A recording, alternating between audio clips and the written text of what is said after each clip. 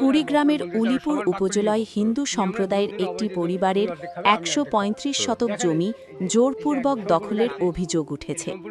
ঘটনাটি ঘটেছে উপজেলার থেতরাই ইউনিয়নের ভারতপাড়া এলাকায়। ভুক্তভোগী মনমোহন রায় জানান, ক্রয় ও পৈতৃক সূত্রে পাওয়া এই জমি তারা দীর্ঘদিন ধরে ভোগ দখল করে আসছিলেন।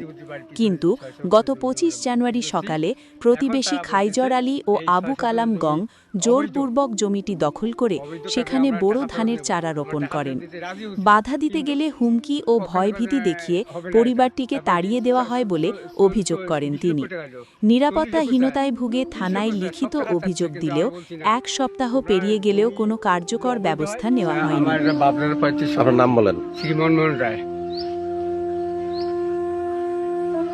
আমার বাপের পঞ্চায়েত সম্পত্তি, সেই পঞ্চায়েত সম্পত্তি আবার বাবার চার ভাইয়ে ভাগ করিয়ে নিয়েছি।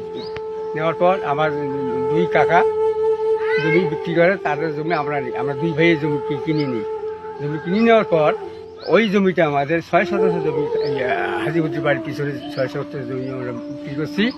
এখন তারা বলতেছে এই ৬ শতাংশ জমি অবৈধ কাজে আমরা টাকা ফেরত নেব। আমরা টাকা ফেরত দিতে রাজি হচ্ছি, কিন্তু পক্ষান্ত কাজে হবে না এটা। তারপরে কি ২০ লক্ষ টাকা দিল, ৪০ লক্ষ চায়, ৩০ লক্ষ চায়, সব টাকা চাচ্ছে। কিন্তু আমরা বলছি না, তোমরা জমি যদি অবৈধ হয়, এখন দেখেন অবৈধ কীভাবে হলো।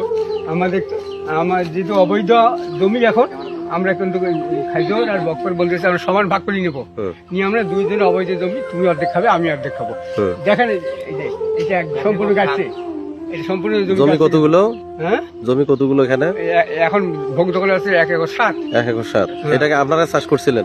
না, ওরাই জমি চাষ করছে, গাছ দিয়ে পানি সবই ওরাই করছে। রোয়া কোথায় গেল? রোয়া নেই, উপরে ফেলে দিচ্ছে। ওরাই ফেলে দিছে।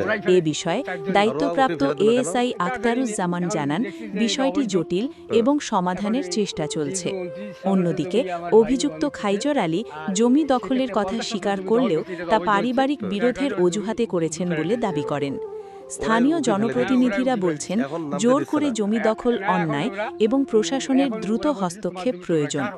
ভুক্তভোগী পরিবার এখন প্রশাসনের ন্যায় বিচারের আশায় দিন গুনছে। ডেস্ক রিপোর্ট, দেবালয় মিডিয়া নিউজ, কুড়িগ্রাম।